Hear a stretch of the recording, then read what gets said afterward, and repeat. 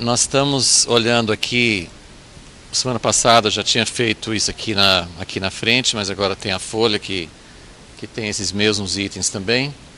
Essa aqui é a avaliação que nós temos no final do capítulo 20 de Crônicas e também em 1 Reis 22. É uma avaliação ou uma síntese do reinado de Josafá. Então, a primeira coisa que especifica que ele andou nos caminhos de Asa, o pai dele, e nós estamos falando agora sobre os altos.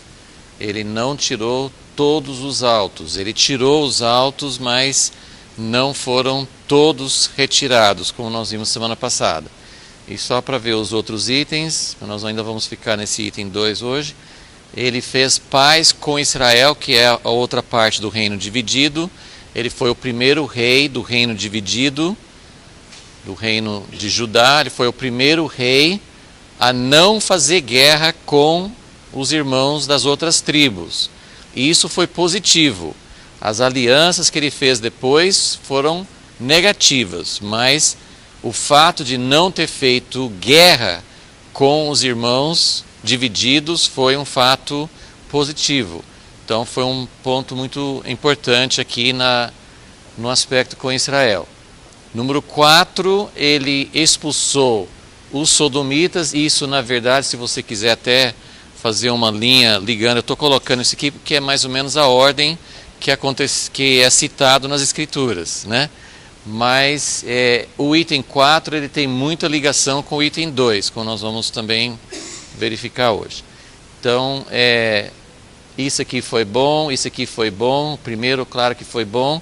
O número 2 não foi bom, mas nós vamos checar de novo hoje, mostrando que isso aqui não foi um problema de Josafá. Se você tiver com sua Bíblia aberta em 2 Crônicas 20, ele deixa bem claro, isso aqui foi uma síntese do que aconteceu durante o reinado dele, mas isso aqui, esse número 2, não refletiu sobre Josafá.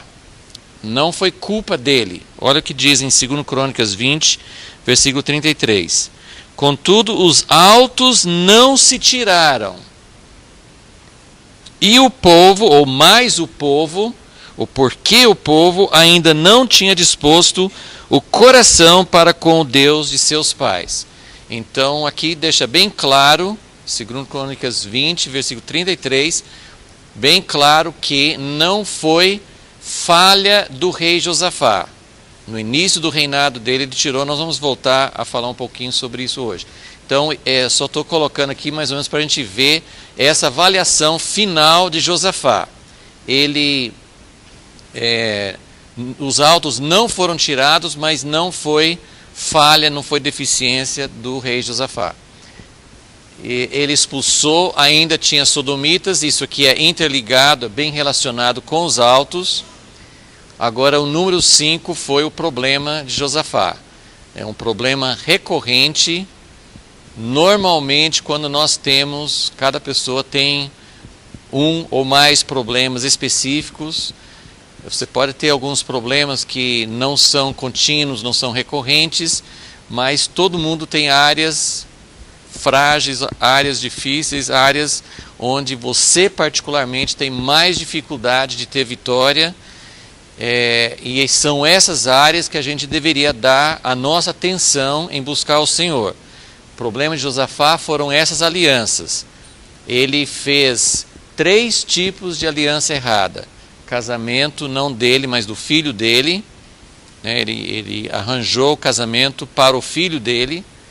Ele fez essa aliança de guerra 2 vezes.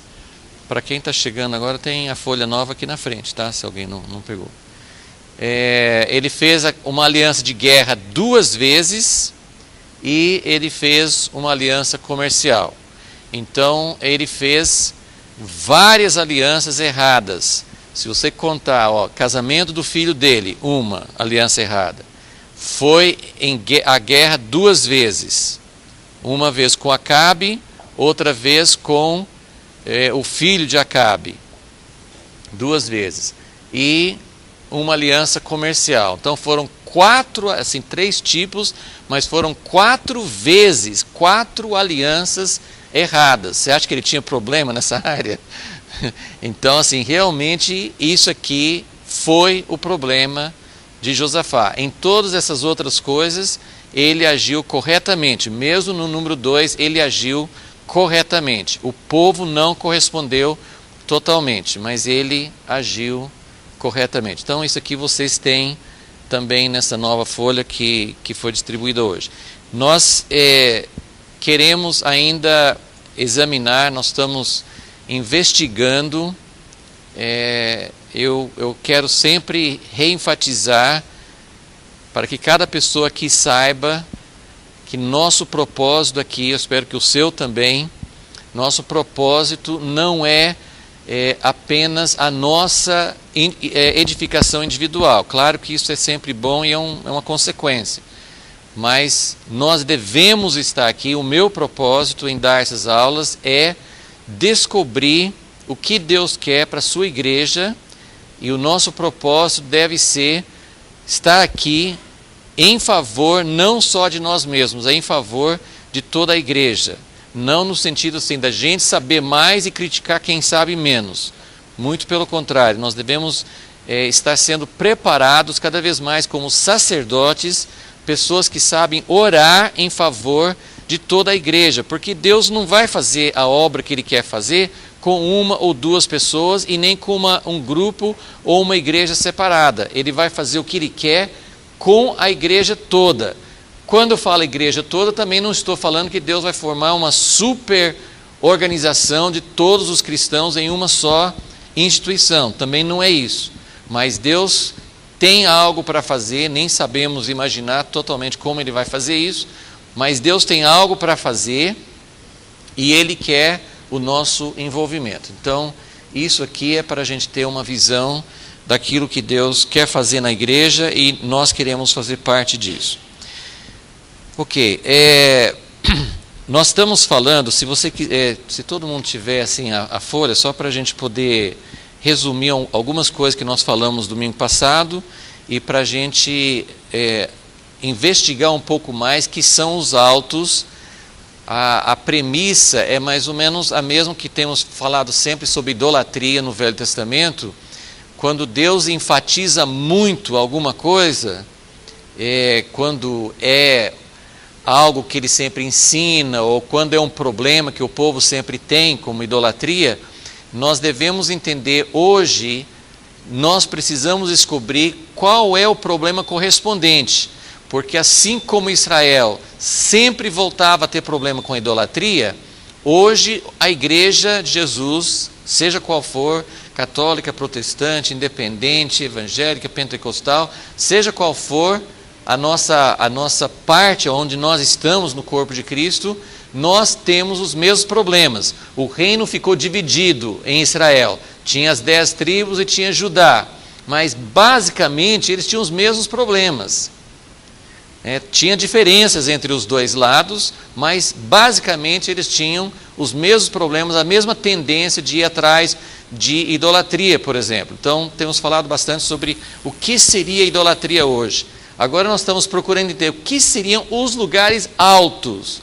Então, se você tiver a folha, só acompanha o que a gente resumiu aqui, que o lugar alto, que era o lugar onde eles faziam o culto idólatra, mas o lugar alto em si não é idolatria. Tanto é que em muitos momentos, em muitas partes da história, o povo de Israel, o povo de Deus, e até alguns grandes homens como Samuel, como Salomão, no tempo que ele estava sendo fiel a Deus, grandes homens de Deus, Elias, eles usavam os altos para adorar a Deus. Então o lugar alto não é idolatria. Não é idolatria. Então o que nós estamos falando?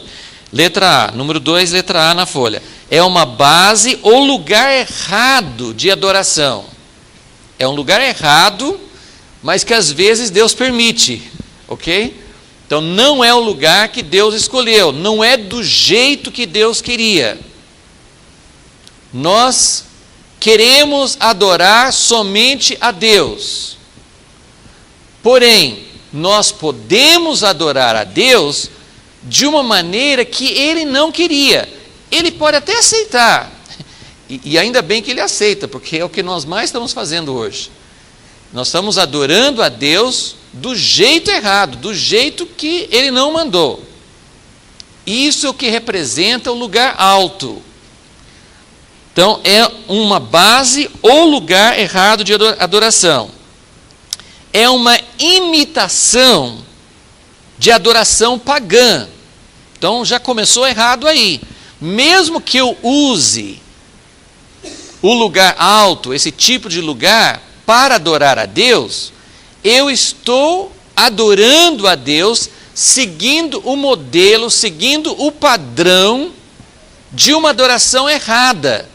Estou pegando uma adoração, um lugar e um jeito de adoração pagã, e eu estou dizendo, vou tirar os altares errados, vou tirar aquelas colunas de pedra que eles colocaram. Basicamente, o lugar alto tinha 3 coisas, podia ter outras mais, mas basicamente tinha 3 coisas.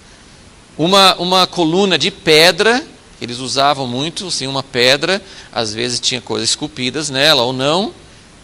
Tinha uma coluna de pedra, tinha aquele poste ídolo de madeira, Azerá, então, que representava a deusa, e tinha um altar para fazer sacrifícios. Então tinha essas 3 coisas.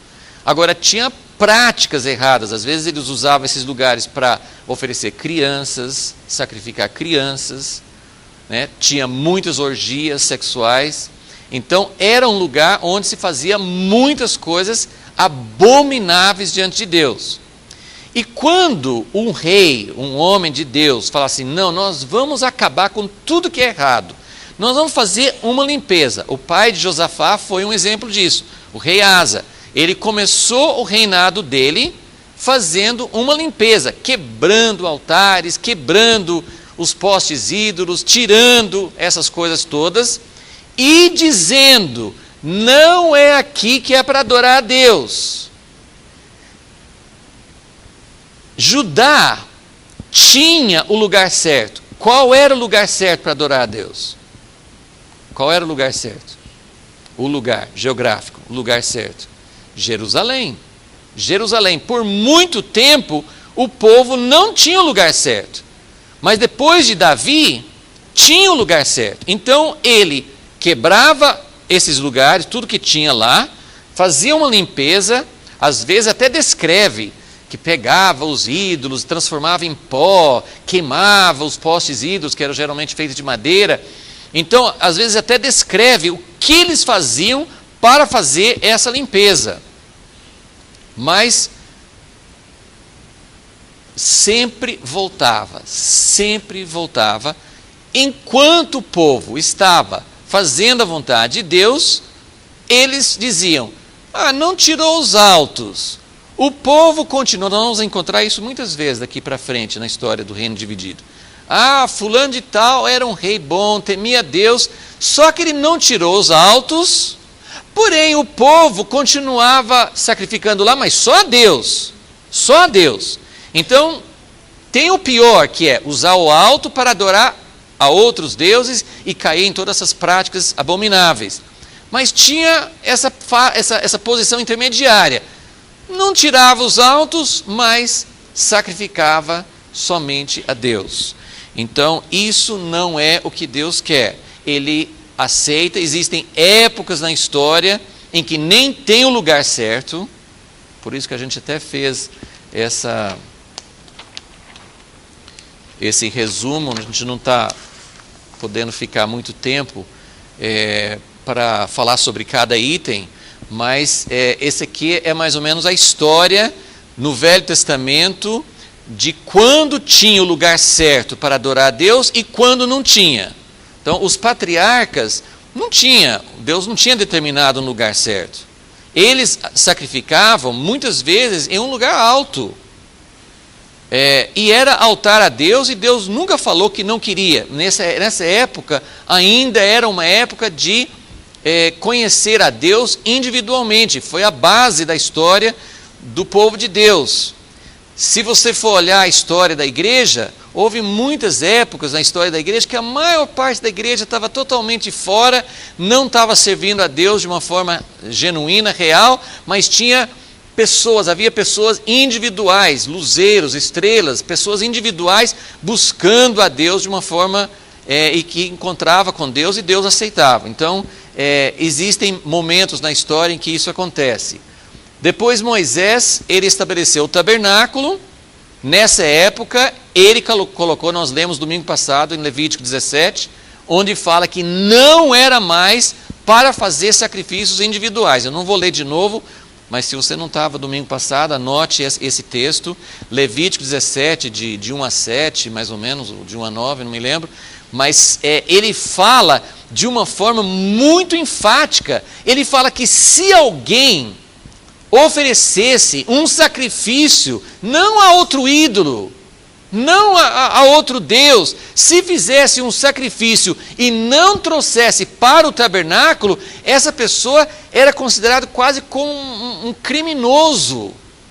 Era assim, ele fala assim que ele é culpado do sangue, ele vai ser julgado, ele cometeu um ato que Deus não aceita. Então, do jeito que Deus realmente quer, ele não aceita essas formas individuais ou individualistas, né? Essa palavra aqui eu corrigi, né? Em vez de individual, a base errada, como está na sua folha, é individualista. Deus quer um relacionamento individual com cada um de nós, mas Ele não vai estabelecer o encontro dele conosco só na base individual. A pessoa que acha que pode encontrar com Deus, não precisa da igreja, sozinho eu sirvo a Deus, isso é uma heresia, uma coisa errada, vai conduzir a pessoa para uma coisa errada. Então, se você quer sentir um pouco do que Deus pensa sobre o individualismo, leia Levítico 17, porque é muito claro isso. Não é para você fazer o seu sacrifício a Deus, cada um sozinho.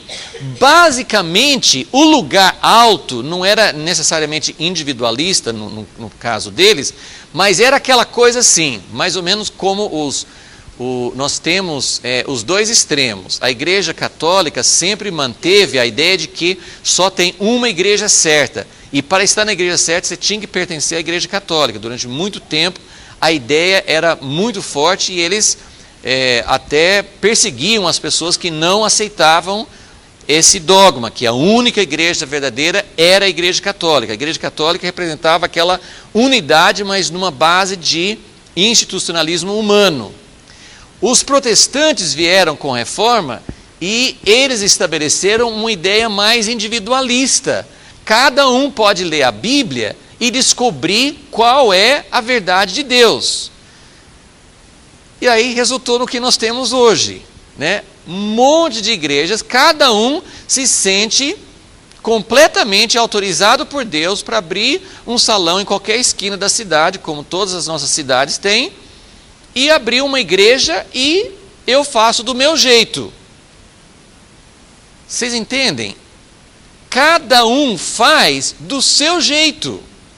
Daqui a pouco vai ter uma igreja para cada pessoa, né? Porque tem tantas diferenças, assim, eu gostei daquela ali, mas tem umas coisinhas que eu não gosto, então eu vou fazer a minha do meu jeito, né? Sempre você vai encontrar algumas coisas que você não gosta, então você abre uma outra igreja, uma outra forma, o lugar alto é assim, cada um, em cada cidade tem um lugar alto, e Deus falou categoricamente, não é para fazer isso. Tem um lugar, um jeito de adorar a Deus. Então, depois de Moisés, de Josué a Salomão, nós temos o tabernáculo na terra, mas nessa época aqui, embora tivesse o tabernáculo, que Moisés já tinha ensinado, que só podia oferecer no tabernáculo, mas nessa fase 3 aqui, Josué a Salomão, eles faziam, até no tempo de Salomão, antes dele edificar o templo, ainda fala que ele oferecia nos lugares altos porque ainda não tinha a casa de Deus. Então, essas épocas, até Deus aceitava. Samuel, Elias, né? Elias foi depois, mas Deus aceitava. E depois nós temos de Salomão até o tempo do cativeiro, nós temos o templo, que é o lugar certo, mas os altos, que são os lugares errados. Então, isso é o jeito errado de adorar a Deus, de servir a Deus. Então, em primeiro lugar, era uma imitação de adoração pagã. Você podia usar o lugar alto para adorar a Deus, mas você estava usando um padrão, você estava usando um jeito que era uma imitação do jeito pagão. E depois você pode notar no Novo Testamento, eu estava observando, por exemplo, em Mateus 6, no Sermão da Montanha. Mateus 6, Jesus fala umas 4 ou 5 vezes, sabe? Ele ensina como você deve dar esmola, como você deve orar, como você deve jejuar. Ele foi falando assim, várias coisas, e em cada uma dessas instruções ele fala: não façais como gentios. Quando ele falava gentios, ele estava falando, naquela época ainda eram só judeus, então ele estava dizendo, não façam do jeito das outras nações. Deus tem um jeito que Ele quer ser adorado. Ele tem um jeito, nós precisamos servir a Deus. Não, ele fala sobre pagãos, ele fala sobre hipócritas, né? Ele fala até sobre os religiosos judeus. Não é para fazer do jeito humano. O lugar alto, você pode incluir muitas coisas. O lugar alto é o jeito humano. É o jeito que o homem tem para fazer. Você pode usar o jeito humano para servir a Deus por um tempo, mas como é um jeito pagão, vai ser muito fácil, muito imperceptível a passagem para a idolatria, para o jeito errado, não só o jeito errado, mas aí começa a entrar até o Deus errado. E gente, isso é muito sério. É muito sério, porque é isso que está acontecendo na nossa vida hoje, na nossa vida cristã, nas igrejas hoje. Muitas coisas estão sendo feitas, a maioria, né? Às vezes eu falo do nome desse livro e às vezes dá mau resultado, porque é um livro que eu considero perigoso, porque a pessoa pode ler e se tornar um crítico. Ele não quer saber de igreja, acha que todas as igrejas estão erradas. Então eu só cito esse livro porque ele fez uma pesquisa muito bem feita de origens pagãs para muitas coisas que nós fazemos na igreja hoje. Chama Cristianismo Pagão. Pode ser baixado da internet, já estou dando até a dica, assim. Mas eu falo assim, leia, mas com muito cuidado. Por quê?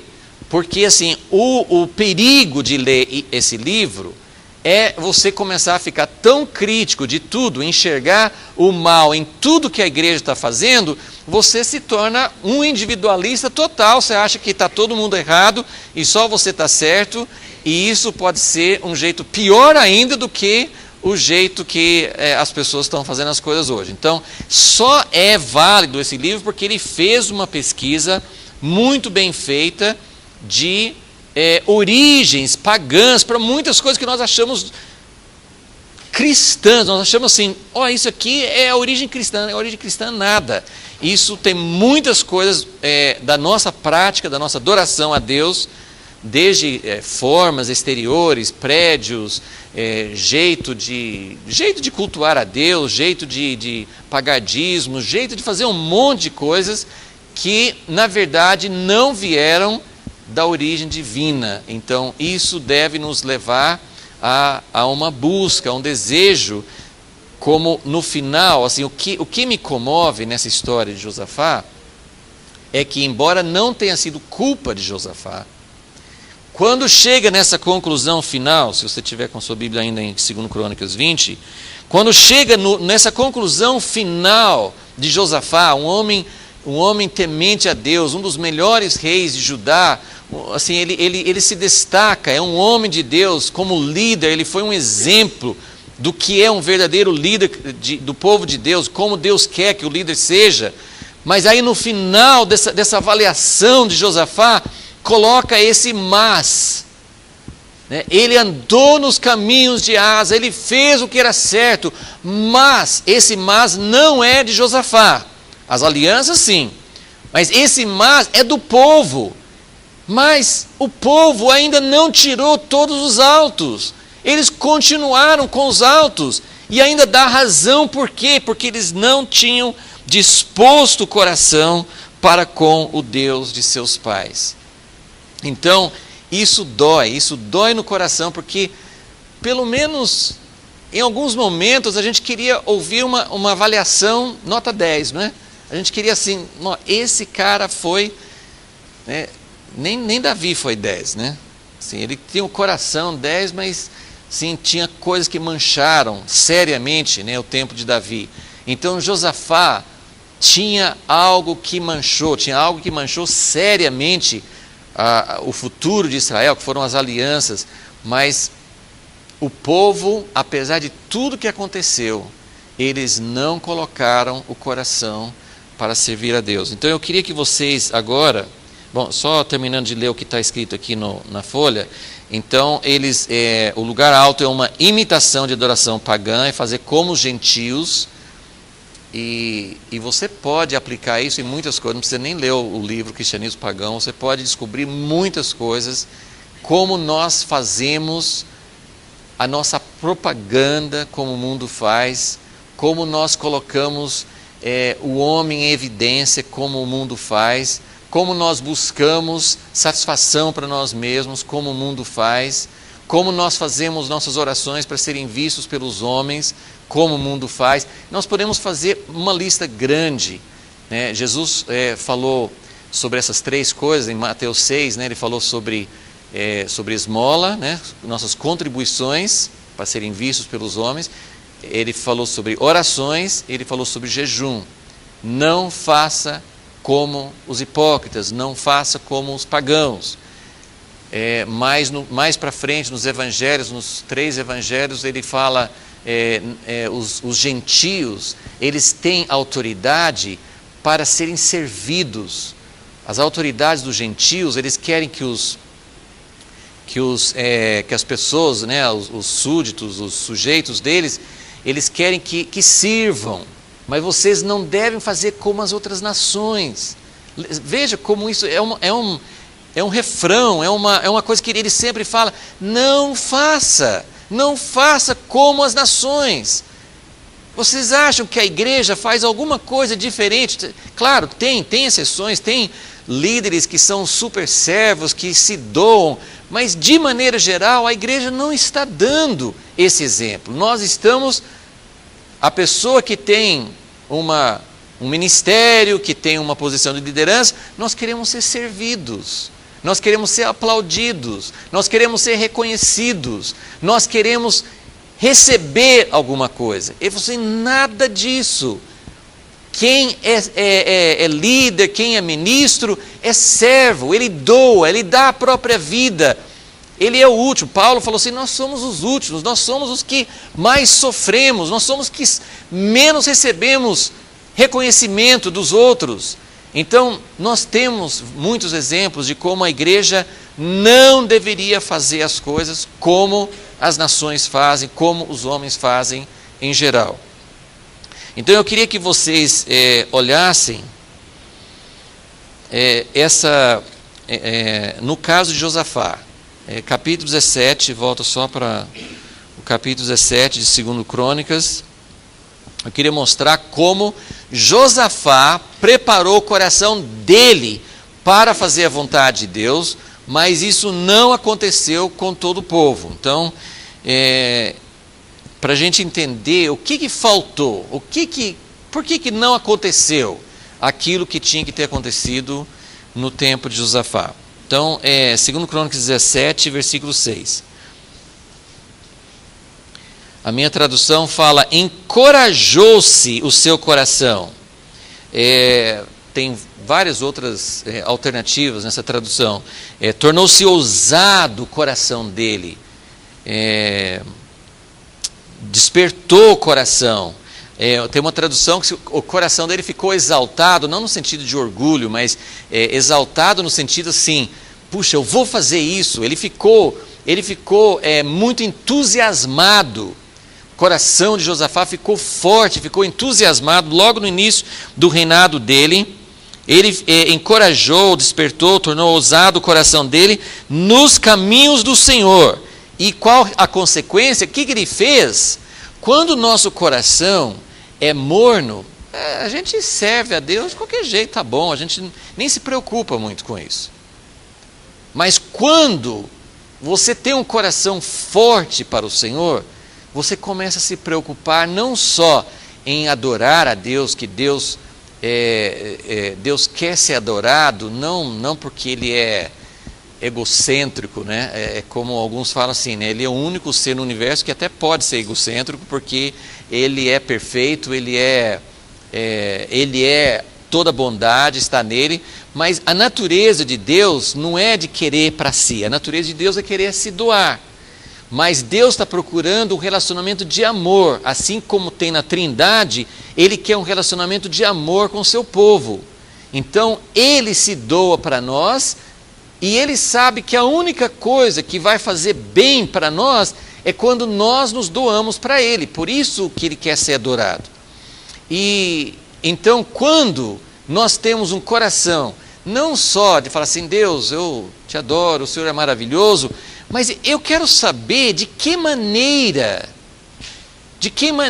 como um casal de namorados, ou um casal marido e esposa, ou como pais e filhos, como qualquer dois amigos, se você realmente ama a pessoa, você não quer dar aquilo que eu quero dar desse jeito, né? Eu gosto de fazer macarronada, mas ele ou ela não gosta, mas eu gosto de fazer. Não é isso, sabe assim, eu quero dar o que eu gosto de fazer. Não é assim. Quando você quer agradar a outra pessoa, o que você pensa? O que ele, o que ela gosta? Então, quando nós amamos a Deus, não é isso que a gente devia pensar? Deus quer ser adorado, então nós vamos adorar a Deus. Mas se você for aprofundar, mas de que maneira Deus quer ser adorado? Como que Deus gosta? E você vai descobrir na Bíblia que Deus, Ele, por um lado, Ele é muito inclusivo, misericordioso, Ele entende as nossas limitações, Ele não requer que a gente saiba antes de começar, Ele recebe a nossa adoração, a gente chega, faz tudo errado, Ele sabe do nosso coração, Ele aceita. Mas à medida que nós começamos a andar com Deus, Ele espera que a gente se preocupe no como. Que jeito que Deus quer realmente ser adorado? Como que eu posso realmente agradar a Deus? E você vai descobrir na Bíblia muitos detalhes, né? Tem os detalhes do Velho Testamento, que hoje a gente sabe que Deus não está preocupado com que cor que a gente pinta a parede de um lugar para adorar a Deus. Deus não está preocupado com as coisas que a gente quer, né? Assim, muitas vezes a gente fala, vamos dar o melhor para Deus. E aí a gente faz o melhor para nós, né? Uma cadeira bem confortável, ar-condicionado, que tudo é bom, mas não é isso que Deus está querendo. Vocês entendem? O que Deus está querendo? Como que eu vou fazer algo para agradar a Deus? Então, isso você vai descobrir nos detalhes do Velho Testamento que Deus é detalhista. Quem trabalha com construção, com agradar os clientes, decoração, arquitetura, coisa assim, tem uns que assim, qualquer coisa está bom, não tá? Agora tem outros que falam assim, não, eu quero assim. Detalhe, pense numa pessoa detalhista, pense numa pessoa perfeccionista. Deus é muito mais do que você pode imaginar. Como um amigo meu uma vez chamou atenção, para assim, falou assim, Deus fala até do material do prego que fica escondido dentro da madeira no Velho Testamento. Ninguém nem vê aquele prego mais, mas tem que ser um prego de ouro, tem que estar lá do jeito que Deus mandou. Então pense no detalhe, Deus é detalhista. Isso significa que Deus está preocupado com coisas exteriores? Não. Ele fez aquilo no Velho Testamento para mostrar que ele tem preocupação com o tipo de comida, com o tipo de roupa, com o tipo de a nossa vida. É espiritual, assim, vamos dizer assim, hoje Deus não está tão preocupado com essas coisas exteriores de comida e roupa como antigamente, mas não vamos espiritualizar tudo não, porque nós somos pessoas e Deus se interessa em todos os aspectos da nossa vida, amém? Então, a gente tem que conhecer esse Deus. Então, Josafá, ele ficou muito animado, muito comovido e quis agradar a Deus. Então, o que ele fez? No versículo 6, ele ainda tirou os altos e os postes ídolos de Judá. Então você percebe que tinha altos. Quem era rei antes de Josafá em Judá? Quem era rei? Um rei idólatra? Não. Um rei temente a Deus. Mas quando Josafá assumiu, ainda tinha altos e não só altos. Tinha postes ídolos. Então, qual o problema? Por que Deus se implica com os altos? Porque não é o jeito que ele queria. Mas dois, porque mesmo quando você usa o alto para adorar a Deus, quando você menos espera, tem o poste ídolo de novo. Tem aquela coluna de pedra, tem o altar, tem alguma coisa que está fora. Porque a base errada, ela promove, ela facilita, né? Então, como coloquei aqui, nem sempre eram usados para cultos idólatras, mas certamente os favoreciam.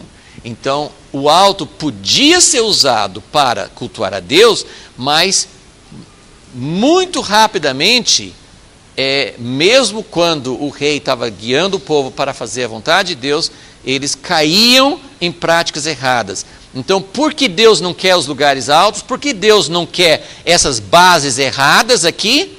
Por que Ele não quer? Porque quando você menos espera, você está incluindo no seu culto um ídolo, uma outra coisa que não é Deus. Agora capítulo 19, 2 Crônicas 19, quando...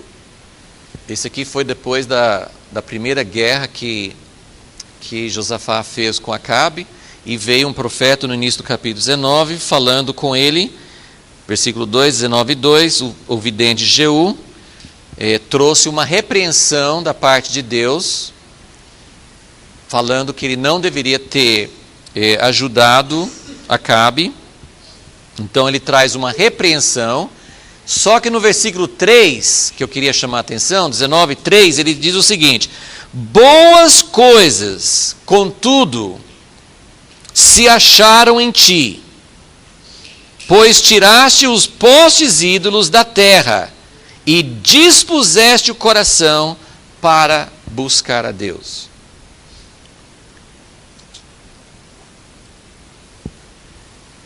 É preciso dispor o coração. Eu não sei, a Bíblia não fala, não nos dá muita dica de como fazer isso.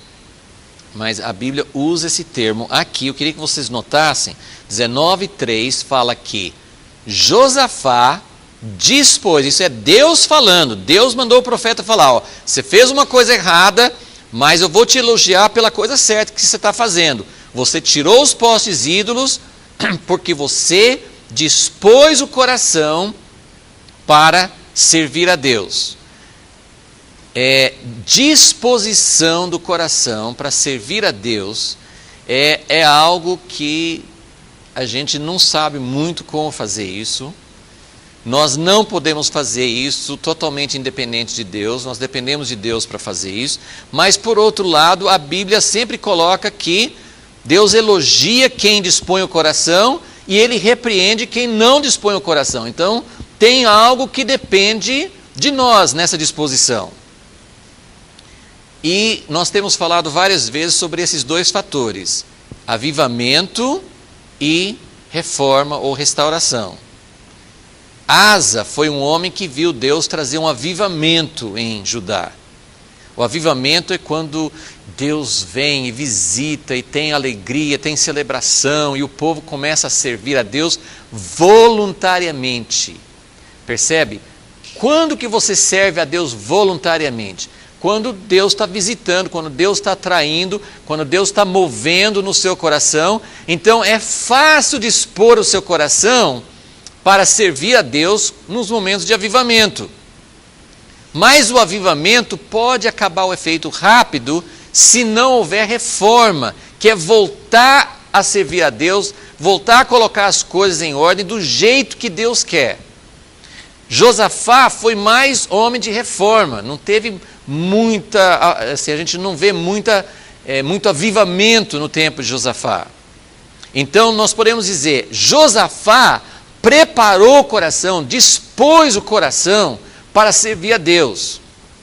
Nesse versículo fala, mas aí, voltando para o versículo que nós lemos no início, capítulo 20, versículo 33, diz que os altos não foram totalmente removidos porque o povo não dispôs o coração para buscar a Deus. Faltou o quê?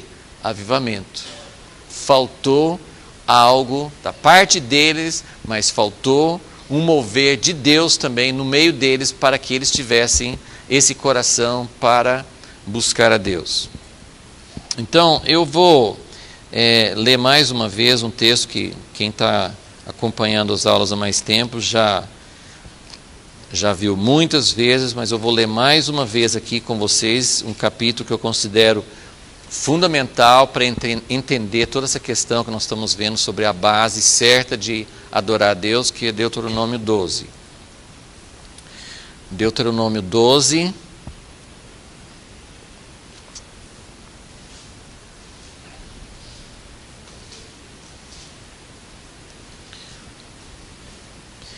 Eles estão ainda no deserto, mas Moisés está falando com o povo pouco antes de entrar na terra e está dando essas instruções. Versículo 1. São estes os estatutos e juízos que cuidareis de cumprir na terra que o Senhor, o Deus de vossos pais, vos destinou como possessão todos os dias que viverdes na terra. Então, ele vai falar, durante esse livro, ele repete várias coisas que são importantes para o povo saber como viver na herança que Deus estava dando para eles. E uma das coisas muito importantes que está nesse capítulo ele começa a explicar no versículo 2. Destruireis todos os lugares. Qual o primeiro lugar que era para eles destruírem? Todos os lugares sobre as altas montanhas, os lugares altos. Os lugares altos que, quando eles entraram na terra, já tinha esses lugares altos. Os cananeus que fizeram esses lugares altos. Todos os lugares sobre as altas montanhas, sobre os outeiros, debaixo de qualquer árvore frondosa, em que as nações, por vós desapossadas, prestavam cultos aos seus deuses. Derrubareis os seus altares, quebrareis as suas colunas. E aqui eu queria que vocês vissem, essas são as coisas que tinha nos altos. Então tinha altares aos deuses falsos, tinha colunas, que são colunas de pedra, e tinha bosques ou, tinha, assim, às vezes eram árvores mesmo, mas às vezes eram só um poste, um tronco, né, de uma árvore que eles colocavam ali também, esculpida. Então tinha, esses eram os postes ídolos, né? Colunas de pedra, queimareis os seus bosques sagrados, abatereis as imagens esculpidas dos seus deuses e apagareis o seu nome daquele lugar. Então, primeira coisa, antes de vocês construírem suas casas, antes de qualquer coisa, acabe com esse jeito errado. Eu não quero ser adorado como eles adoram os deuses deles. Se vocês se lembram, muitas vezes Deus falava assim: eu vou expulsar essas nações, vocês vão para a terra de Canaã, lá tem outras nações. Eu vou tirar essas nações de lá, porque eles encheram o cálice. Eles foram além do limite. Eles fizeram coisas erradas até o ponto que nem eu, o próprio Deus, sou capaz de tolerar mais. Eles foram além dos limites. Agora, se vocês quiserem ficar na terra prometida, vocês não podem fazer como eles, senão vai acontecer a mesma coisa. E na verdade aconteceu. Porque o povo de Israel fez como as outras nações, até o ponto que Deus precisou tirá-los para o cativeiro, né? Então, ele está dizendo, olha, tomem muito cuidado, não façam como as outras nações. Destruam tudo. E aí, o que vocês vão fazer para adorar a mim? Versículo 4. Não fareis assim para com o Senhor vosso Deus, mas buscareis. A grande pergunta hoje, meus irmãos, é a seguinte: onde está esse lugar? Eu posso dizer, Deus não mostrou ainda. Mas ele não falou que era simplesmente para ficar parado, porque não sabe onde é. Ele disse que era para buscar.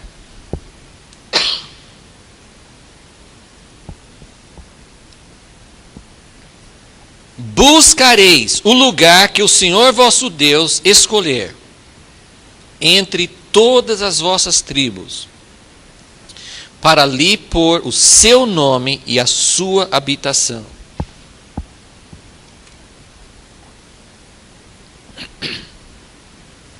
Trareis a esse lugar os vossos holocaustos, os vossos sacrifícios, os vossos dízimos e as vossas ofertas especiais, vossos votos, vossas ofertas voluntárias, o primogênito das vossas vacas, das vossas ovelhas, e assim por diante.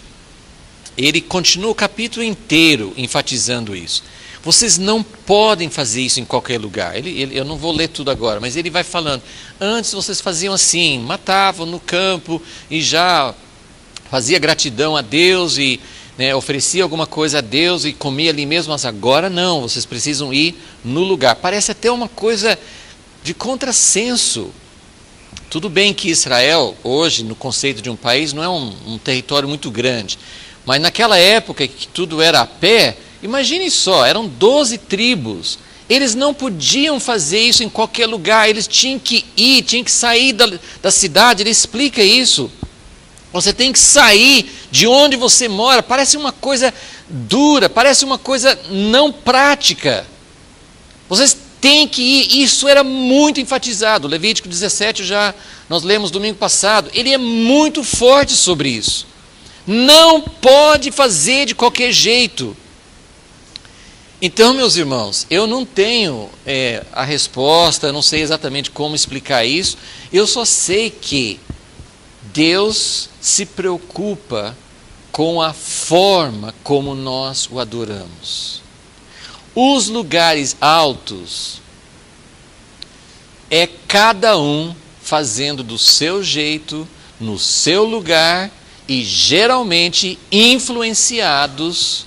O jeito que nós servimos a Deus, o jeito que nós cultuamos a Deus, é baseado naquilo que nós aprendemos. O que nós aprendemos? Nós somos influenciados pelos costumes pagãos. O que são os costumes pagãos? Hoje a gente acha que nós não temos paganismo, né? Tudo é cristianismo, de uma forma ou de outra é cristianismo, a não ser algumas coisas que vieram da África, alguma coisa assim. Mas nós somos cheios de humanismo, cheios do jeito das outras nações de fazerem as coisas. Nós somos terrivelmente contaminados com a outra forma de fazer. Então, olhe na sua folha, né? Está aqui, mas eu até coloquei um outro item antes desse que está aqui na frente. Todas essas coisas que eu coloquei, você pode interpretar mal. Então, tome muito cuidado. Eu estou sugerindo algumas coisas que a gente pode considerar como bases erradas. O que é esse lugar que ele fala em Deuteronômio 12? Vocês não podem fazer em qualquer lugar, de qualquer jeito. Tem um lugar. Parece, eu volto a falar, parece uma coisa que não é prática. Deus, o povo não vai fazer isso. É muito difícil fazer isso. hoje não é geográfico. Graças a Deus, ou às vezes eu penso assim, seria mais fácil, de vez em quando eu falo assim, se tivesse que ir para Jerusalém, seria difícil, mas pelo menos assim, seria assim, ó, vendo tudo e vou para lá, né? Assim, de uma certa forma seria mais fácil. Se é lá que Deus está, e eu tenho que adorar a Deus lá, e lá a cidade sagrada, né, tem o islamismo, tem a cidade sagrada também. Sim, se existe uma cidade sagrada, então eu vou para lá para me tornar santo, né? Para fazer do jeito que Deus quer. Então não é mais, já nós vamos ler algumas coisas no Novo Testamento. Mas o que está nos tirando dessa base certa? Aliás, antes de falar sobre essas coisas, acho que é melhor a gente colocar essa base. João 4, aquela passagem que todo mundo conhece sobre a mulher samaritana.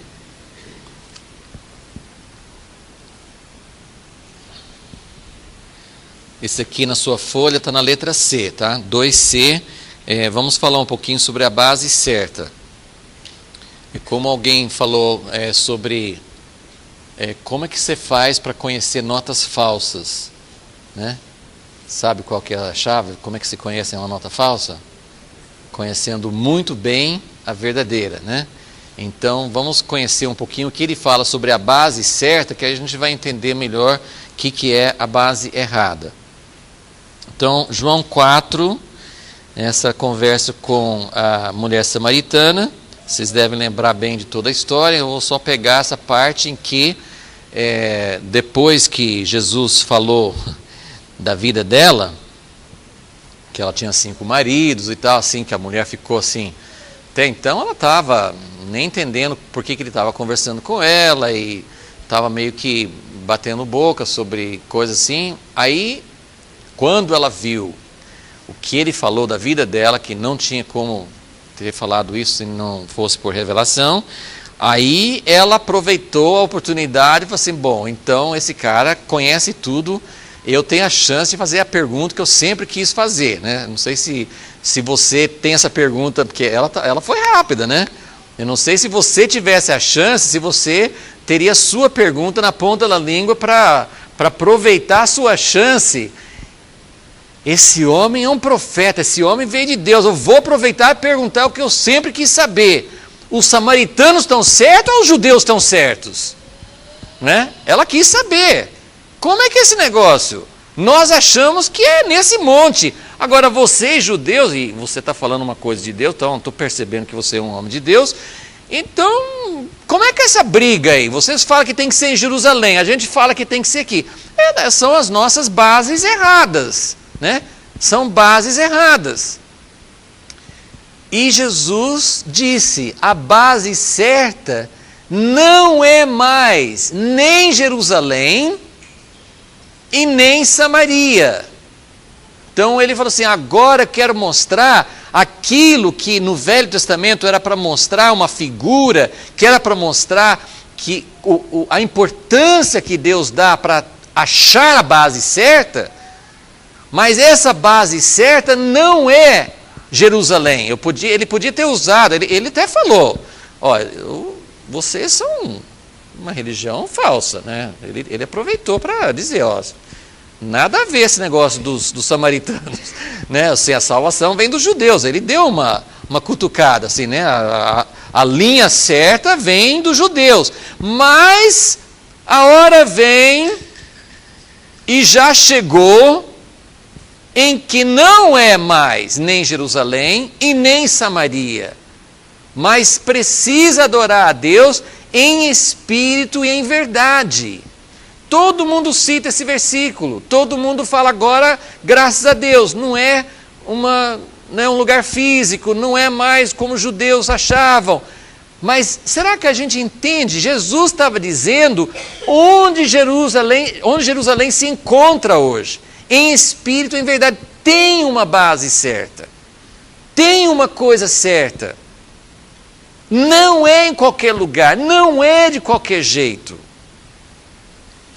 Então o versículo 24 diz isso, né? Deus é espírito, e importa que os que o adoram, o adorem em espírito e em verdade. No versículo anterior ele fala assim, que Deus está procurando. Então nós estamos procurando o lugar, nós queremos achar Jerusalém, e Deus está procurando, porque Deus quer encontrar quem realmente vai adorá-lo em espírito, porque Deus é espírito, então não é coisa exterior, não é uma coisa mais por leis, por regulamentos, por sacrifícios, né? É em espírito, mas é em verdade também, porque tem que ser realmente de acordo com o que Deus quer.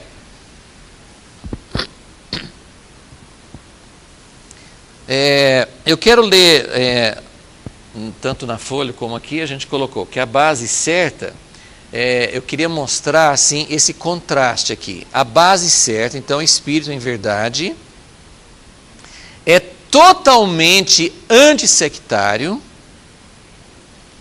e totalmente exclusivista. Se você conseguiu entender isso, tá de parabéns já. Vamos ler 2 textos, acho que estão aí na sua folha, né? Lucas 11, 23.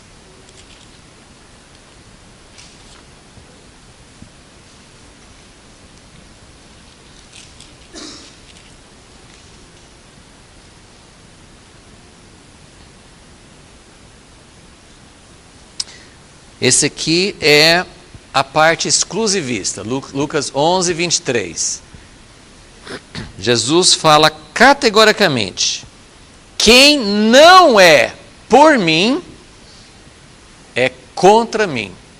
Não tem jeito de ser meio termo.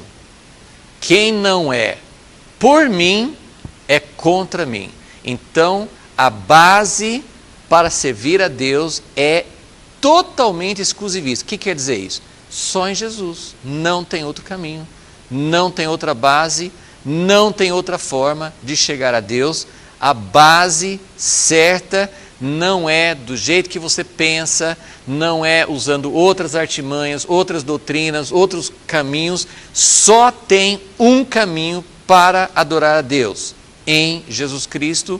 E quem não é a favor de Jesus é contra ele. Vocês percebem assim? A pessoa não fala assim, eu sou contra. Mas se não for totalmente a favor, ele está dizendo é contra. Mesmo que a pessoa não fale isso. Então, isso é totalmente exclusiva. Não tem mais ou menos. Tem que ser através de Jesus. Agora, olha o outro texto, em Lucas 9, um pouquinho antes. Lucas 9, 49. Isso aqui mostra como Jesus lidava com situações em que os homens são sectários. Por isso que coloca assim, é totalmente antissectário. Por quê?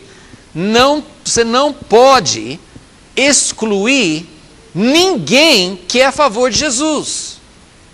Por um lado, é exclusivo. Quem não é a favor de Jesus é contra Jesus.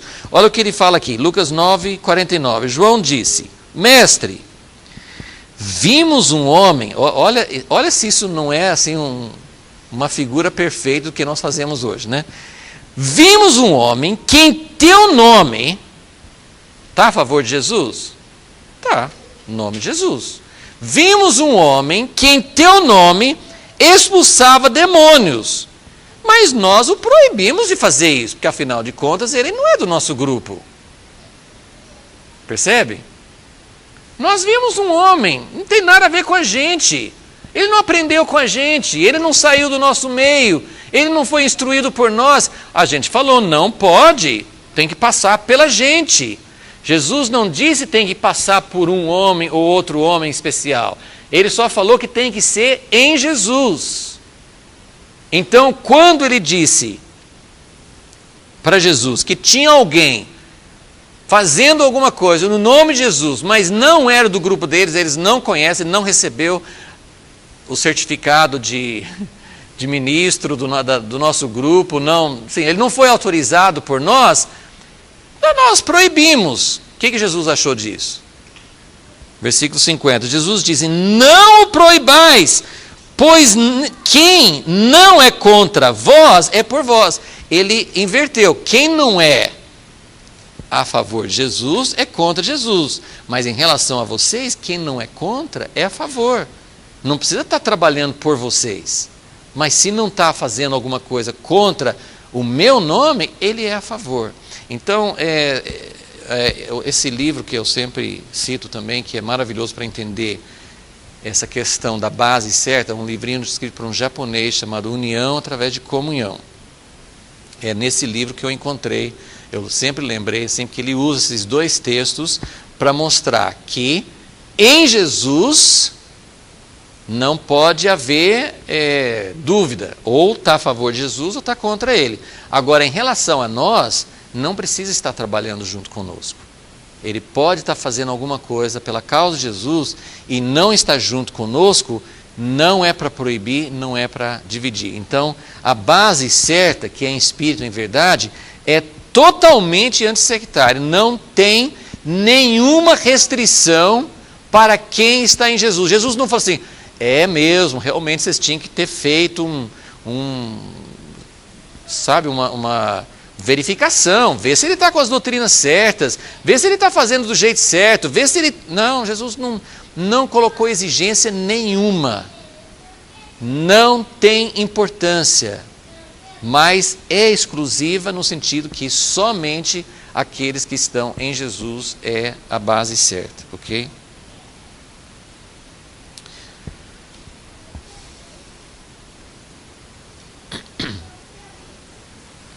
Bom, nós vamos parar aqui.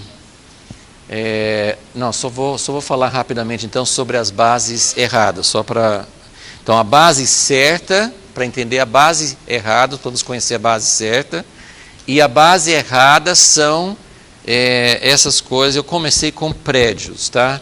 Para dizer o seguinte, o prédio não é uma coisa que não possa ser usada, mas se o prédio é o lugar santo, se o prédio é a base da união, muitas pessoas não conseguem visualizar uma igreja e uma base de adorar a Deus se não tiver um prédio. Então eu só coloquei assim, que o prédio na verdade é uma das coisas que nós imitamos do jeito humano de fazer. O prédio pode ser usado, como esse aqui, qualquer prédio pode ser usado, desde que a gente entenda que não é a nossa base para adorar a Deus. Não é o prédio que une as pessoas. Tudo isso aqui precisaria ter mais tempo para entender. Não estou dizendo que quem está reunindo em prédio está na base errada. Estou dizendo assim, que o prédio pode ser usado como uma base errada, diferente, ok? E a gente precisa saber qual é a base que está nos unindo e qual é a base que está nos conduzindo a Jesus. Não pode ser o prédio, não pode ser o jeito individual. O que é o individualismo?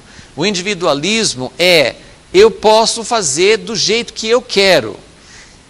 Nós não vamos conseguir acabar com toda a confusão, com toda essa separação no corpo de Cristo, mas nós precisamos começar a ter uma outra mentalidade. E isso não é fácil, porque quando a gente encontra pessoas que não fazem do jeito que a gente gosta, do jeito que a gente se identifica, nós nos separamos e fazemos do nosso jeito. E enquanto isso não parar, nós estamos numa base errada.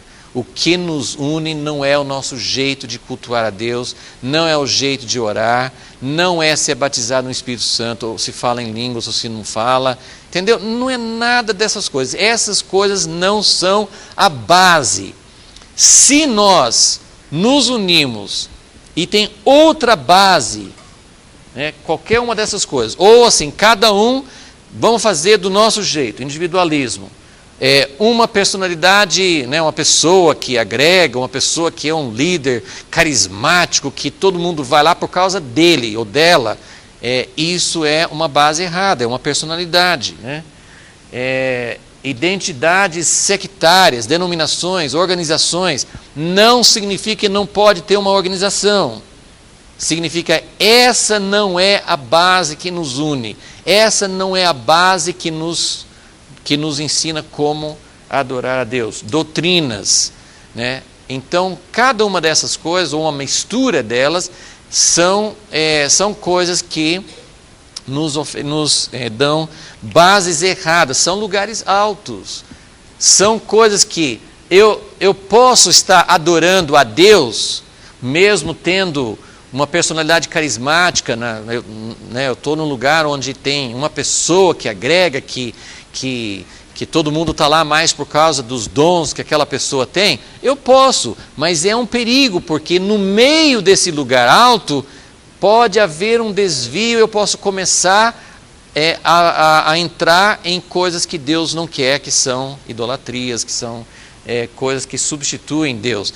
Idolatria, como a gente tem sempre falado, não é uma coisa externa, não lógico que quando vai muito para um lado errado, pode ter assim, claramente um outro Deus, com outro nome e tudo mais, mas a idolatria, ela é mais perigosa no nosso meio sem ser chamado de outro Deus. Eu penso que estou cultuando a Deus, mas existem outros fatores misturados no meu culto que tomam o lugar de Deus na minha vida. Então, esse é o grande perigo da idolatria, e o lugar alto favorece. Todas as bases erradas favorecem a idolatria. Por isso que a situação da igreja hoje é cheia de idolatria no meio do povo de Deus.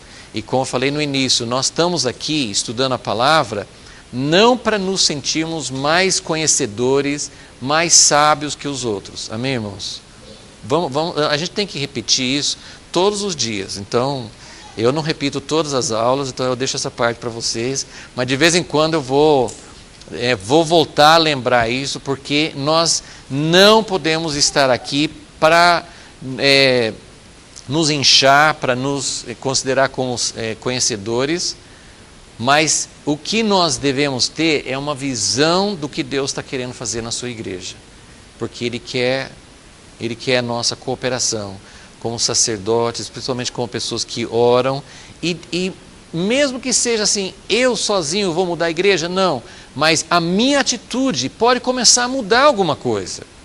A minha atitude sobre a base certa, a minha atitude sobre o propósito de Deus, isso pode trazer mudanças. Senhor, nós colocamos diante de Ti, Senhor, com temor. Ó Deus, na verdade uma responsabilidade muito grande, ainda que seja um conhecimento pequeno, ainda que ainda não tenhamos um pleno conhecimento de todas essas coisas. Eu não considero que eu tenha resposta para essas perguntas, mas quem sabe nós possamos enxergar um pouquinho daquilo que o Senhor quer fazer, daquilo que o Senhor detestava nos lugares altos. Ó Deus, a nossa atitude como o povo no tempo de Josafá, se o nosso coração ainda não está disposto ainda a buscar a Ti de verdade, se nós estamos satisfeitos ainda com tanta coisa errada, fora do padrão certo, ó Deus, que o Senhor possa tratar com o nosso coração, que o Senhor possa conquistar o nosso coração para Ti, possamos ter o coração de Josafá, disposto a servir a Ti, disposto a quebrar as coisas, não de um jeito errado ou crítico, ou quebrando para os outros, mas quebrando para nós mesmos, quebrando os nossos altares, quebrando os nossos postes ídolos, os nossos lugares altos, as coisas que estão contaminando a nossa própria vida, Senhor, e orando em favor da Tua igreja. Senhor, levante isso, Senhor, nós pedimos, ó Deus, que o Senhor mude, que o Senhor transforme o nosso coração.